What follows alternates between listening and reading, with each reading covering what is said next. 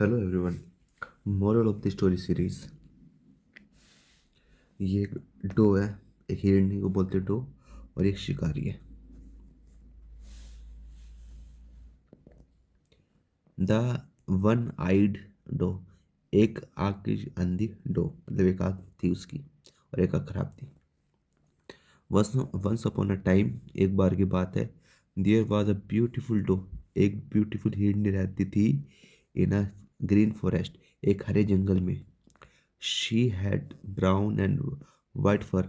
उसके ब्राउन, भूरे और सफ़ेद फर थे।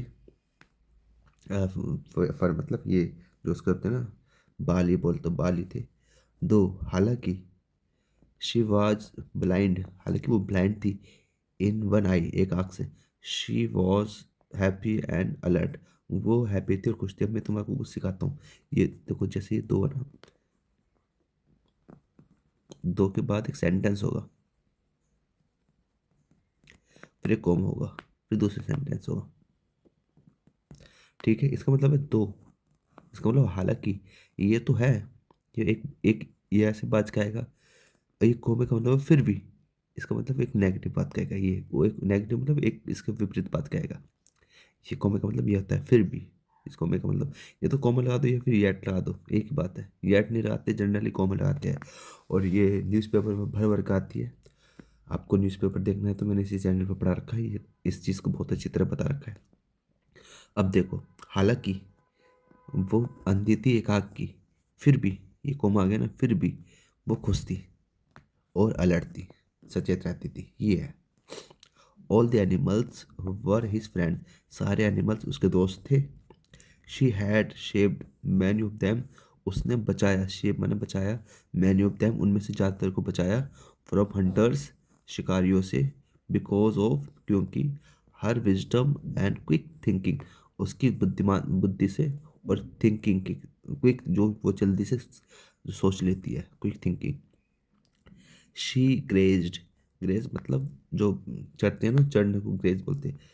ऑन अ हाई क्लिफ, एक हाई क्लिफ पर, क्लिफ पर वो, क्लिफ मतलब जो जो एक छोटी पहाड़ी होती है उसे क्लिफ बोलते हैं।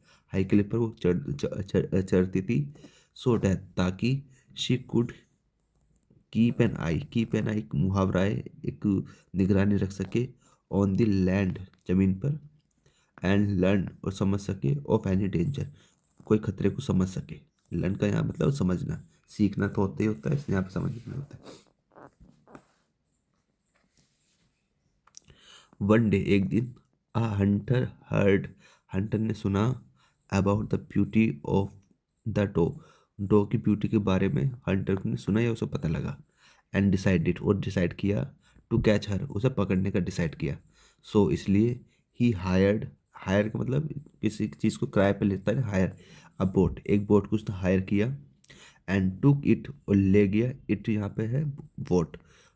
टुक इट इसे ले गया, टू कहाँ तक, टू दी साइड, साइड तक, वेयर जहाँ, शी वॉज ब्लाइंड, जहाँ वो ब्लाइंड थी, इन एन आई, एक हाथ से, जहाँ जिस तरफ वो अंधी थी उधर की तरफ वो ले गया उस बोट को। The clever doe, clever doe ने, एक होता है विकेट, देखो मैं आपको बताता हूँ। विकेट, एक होता है क्लेवर। ये होता है दोनों चला, इससे विकेट मतलब दोस्त, एक नेगेटिव सेंस में विकेट होता है। और ये होता है क्लेवर, ये मतलब चालाक, मतलब जो जो एक अच्छे काम के लिए चालाक होता है, समझ लेता है।